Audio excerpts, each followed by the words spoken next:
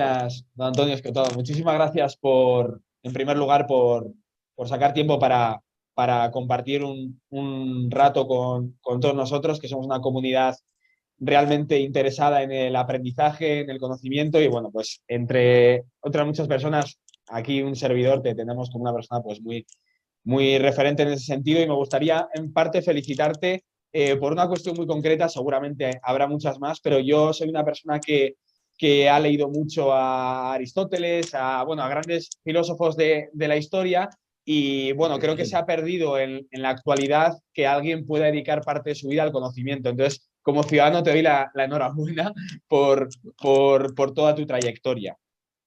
Ajá. Es verdad, y además hay como una pereza de leer a los verdaderamente amenos, a los grandes. O sea, diciendo, yo prefiero leer a un comentarista de Aristóteles que a Aristóteles. Dice, pero chico, tú eres tonto, ¿qué te pasa? Pues nada, así son. Sí, no, totalmente. Una renuncia casi a acudir a las fuentes primarias o a las obras clásicas, que son las que realmente te van a hacer aprender, porque el otro estará ya muy sesgado por el propio divulgador. Yo totalmente de acuerdo. Me gustaría empezar la pregunta haciéndote la siguiente cuestión relacionada con tu obra, digamos, dividida en 3 tomos, que Los enemigos del comercio. Me gustaría preguntarte si ha supuesto para ti una propia investigación interior y personal para saber tu propia ideología. Claro, es que fíjate que es un libro donde yo voy hallazgo por hallazgo comunicándoselos al lector. En esa medida, claro, es una colección de errores. Yo estaba equivocado y entonces se lo voy contando al lector. ¿Cómo demonios estaba equivocado? Porque lo estaba. O bien porque carecía de datos, o bien porque me los habían dado sesgados. La mayoría por esto segundo. Es decir, porque hay lo que Raymond Aron llamó la historia intelectual del mundo, que es una versión simplificada de Marx, de que progresamos por la lucha de clases.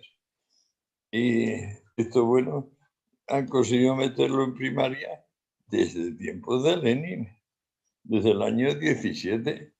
Y claro, yo me formaba en eso, mis hijos en eso, tú que podías ser un nieto mío en eso, y tus nietos, como no, hagamos algo, se van a formar en eso. Y eso es pura y simplemente falso, unas veces por falta de datos y otras veces por mala fe.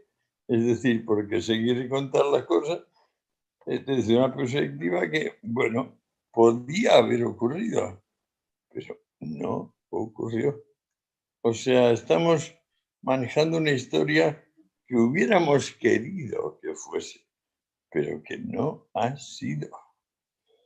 ¿Qué te parece? No, me parece básicamente todo ese proceso, quería ahondar un poco en él en el sentido de que es casi vivir que has creído completamente en algo y luego ir viendo durante un proceso tan largo a través de la documentación, a través de la propia investigación, tiene que ser por dentro una especie de catarsis, un proceso duro, imagino, ¿no? ¿O cómo lo has vivido a nivel interno? Tiene que ser algo duro, darte cuenta. Me gusta que me hagas la pregunta, porque al principio, claro, resulta una contrariedad.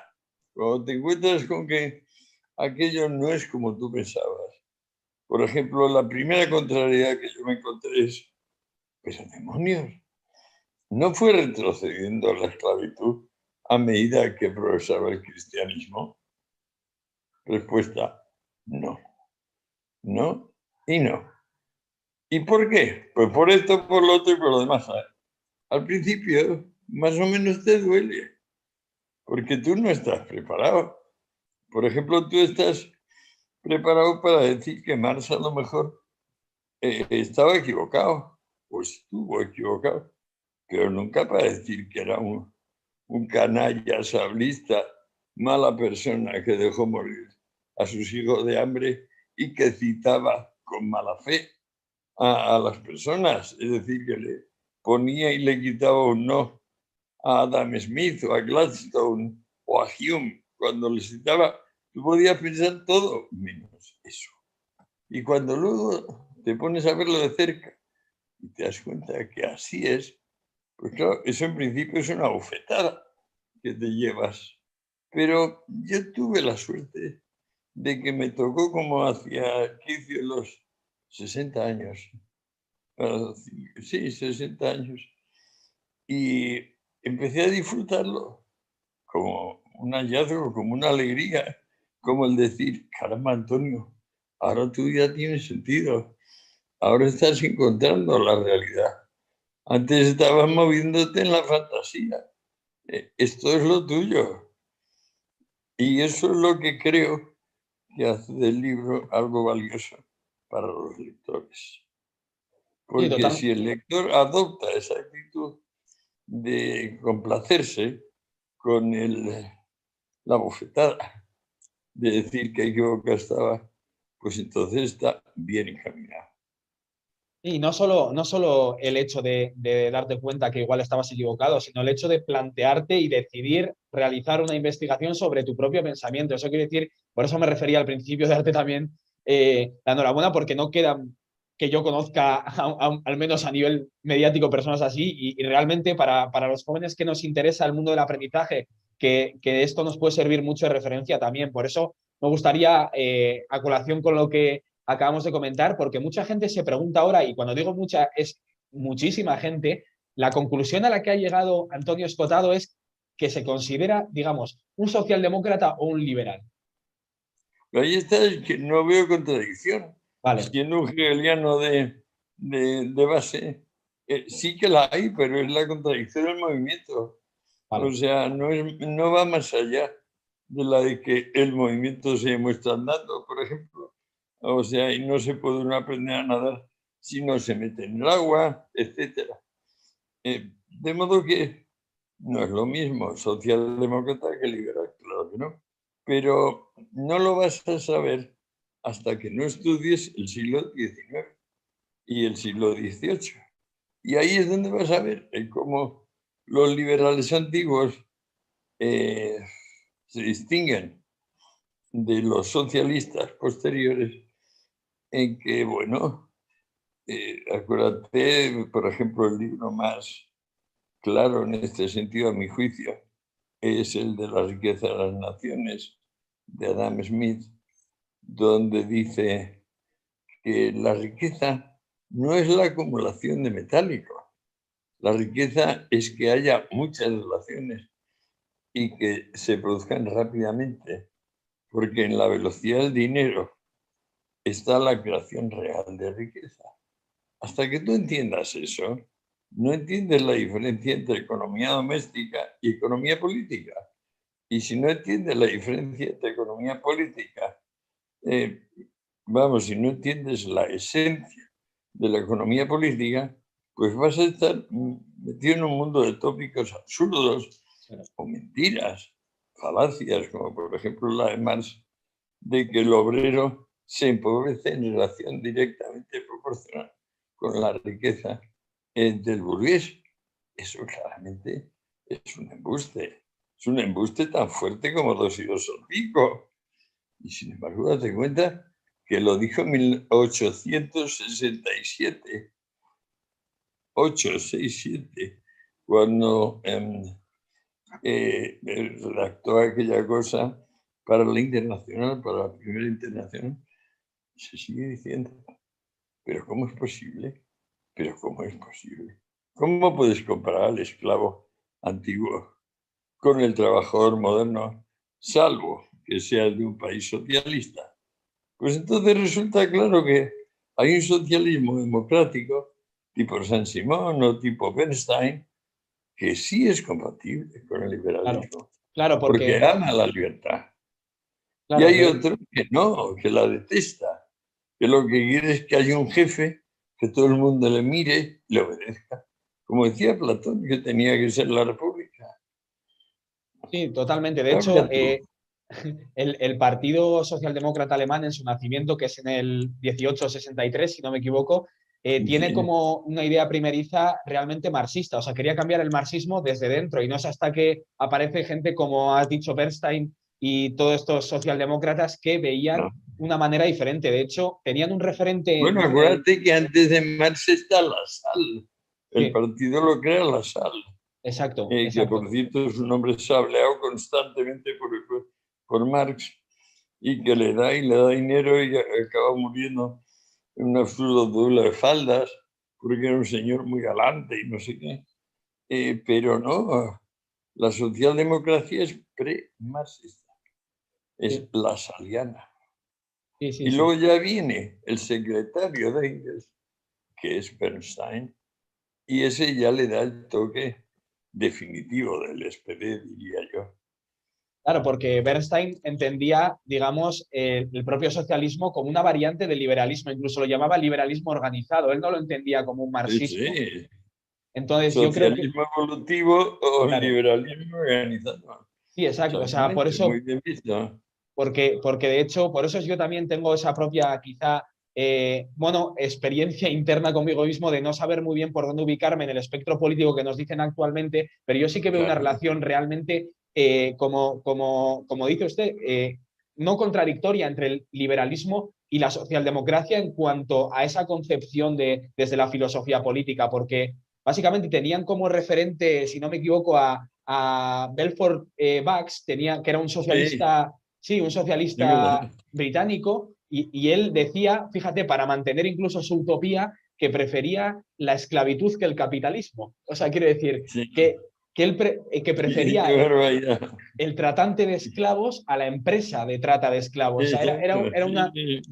una ceguera ideológica muy, muy seria a través. Y lo que llega a Bernstein, yo creo que puedo encajarlo, porque yo le he seguido mucho a usted, su propio pensamiento, es a una idea de decir, no, es que esto no es incompatible. Es que no existe, por ejemplo, un proletario homogéneo. No Claro que existe, no. es heterogéneo, nada tiene que ver el pastor con el pinche de cocina. Lo están vendiendo como una clase concreta y en realidad no es algo homogéneo. No sé cómo ve usted el tema del proletario, que en realidad no era tan proletario, incluso si vamos a los datos de los empleados en grandes industrias, creo que no eran ni el 38% de la población. Que no, claro que no. No, no, si todo es falso. Es que además Marx tiene la cara dura de confundir casta y clase.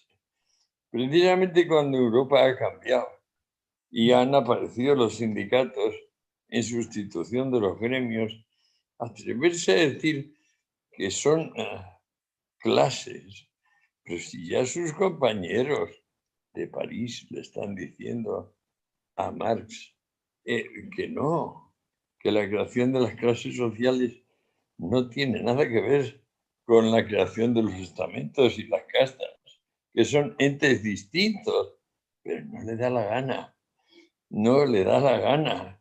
Él tiene que pensar que has nacido proletario. Dice, no, que estamos en una sociedad móvil. Desde que se amurallaron los burgos, la gente respira un año el aire del burgo y se hace libre. Acuérdate, Porque hacia cualquier Stadtluft avance, macht frei, que dicen los alemanes.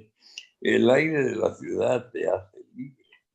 porque hacia cualquier avance positivo para la sociedad, el marxismo siempre ha querido negarlo. Por ejemplo, cuando con el tema de la socialización, incluso desde los propios gobiernos de Otto von Bismarck, etcétera, lo que llegaban a decir básicamente era, no, eso es capitalismo de Estado, como banalizándolo, cuando Bernstein coge y dice, no, esto es una victoria del socialismo, esto no es capitalismo de Estado. Entonces yo creo que por ahí van un poco los tiros y tenía mucha inquietud por saber cómo lo veías. Y pasando a la última pregunta que le quiero realizar, ¿de dónde cree que viene todo este correccionismo actual del siglo XXI y qué opina de ello, de que quizá nos encontremos estadísticamente en el mejor momento que hayamos vivido como seres humanos, pero que al mismo tiempo quizás sea en el que más sensibilizada están las personas?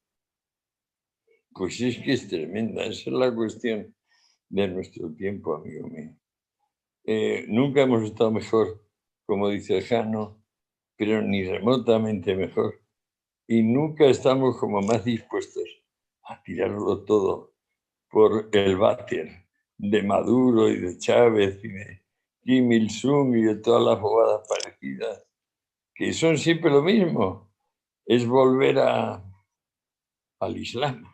Claro. Es decir, a ver, a desconfiar de los sentidos, a confiar en la fe, en la pura fe, el fanatismo. ¿Qué es lo que tuvo de original el movimiento que hicimos aquí en los años 70 y que también se produjo pues eso, en San Francisco, en Londres, en Ámsterdam? Nunca fuimos secta. Eso tuvimos de original. Nunca tuvimos jefe, nunca tuvimos dogma. Y sin embargo, hasta ahora en la historia de la humanidad, lo que han prosperado han sido las sectas. Eso es donde tenemos que atacar. Tenemos ese ejemplo a nuestro favor y tenemos que decir que que la forma de intervenir del ser humano en política es formar movimientos no sectarios. No es nada fácil. Ya. ¿Te has dado cuenta? Nada Porque fácil. enlazándolo con el tema que comenta el sectario, ¿cómo ve? Claro, porque tiene un recorrido en su mente histórico desde los tratados que ha hecho, incluso de las drogas del comercio, que le tiene que chocar mucho ver ahora cómo la izquierda, por ejemplo, la socialdemocracia aplicada en España, que para mí quizá no sea una socialdemocracia como la que hemos hablado usted y yo, ¿cómo ve que ahora se estén creando grupos de identidades? ¿No cree que eso puede resultar más reaccionario incluso que lo que catalogan de conservador? El hecho de que nos dividan en Mucho grupos. más. Por eso, no sé cómo está Es que no viviendo hay usted. nadie más conservador que el comunista. Es el conservador puro. Cuando habla en la restitución, que es la primera palabra, ya lo está diciendo todo. ¿Pero restitución de qué? ¿Pero qué bobadas son estas? ¿Le vas a permitir al ser humano que sea lo que hace en vez de lo que tú mandas? Pero ya está bien, ¿eh? Ya está bien de tonterías y de mandonerías. Ya está bien. Tanto hemos crecido que ahora tú y yo podemos hablar como si estuviéramos en la misma habitación sin estarlo. Y sin embargo que mentalmente sigamos diciendo idioteces, como que crisis global del capitalismo. ¿Pero qué capitalismo ni qué leches? Pues si no saben ni lo que dicen con esa palabra, lo que quieren decir es libertad o no libertad. No se dan cuenta de que hasta ahora, como a tientas, hemos descubierto que la forma de mejorar el bienestar de las personas era incentivarlas con el lucro y con el respeto por sus logros. Pues no. La misma causa de las guerras comunistas medievales, que es no vamos a admitir a estos nuevos ricos que vienen aquí a burlarse de nosotros y haciendo lo de siempre, pues vamos a seguir siendo los de siempre. No, en cambio no, cambio no. Vamos a ser fieles a la santa pobreza. Pero ¿dónde ha habido una ideología más torpe, más hipócrita que esa? Por Dios, es que yo me lo he creído tanto. Y tanta buena gente se ha creído tanto. Esto de que la forma de acabar con la pobreza era acabar con el tuyo y el mío. Que luego viendo lo que ha pasado en 80 países aplicando esto, ¿quién se atreve a decirlo?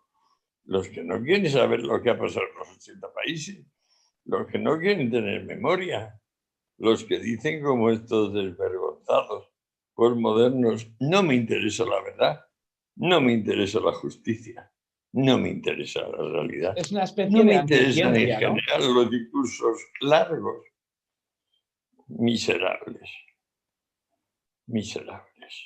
Nada, con Algún día esto, me gustaría hablar contigo de un tema concreto, te dime. propongo, para un próximo Zoom. Eutanasia. Vale, Vete preparando. vale, genial. ¿Ves? Genial, pues con esto yo creo que ha quedado perfecto. Agradecer también de nuevo tu tiempo y nada, nos vemos entonces en la próxima y me voy preparando para ese tema. Dale, Muchas gracias. un abrazo, querido. Chao.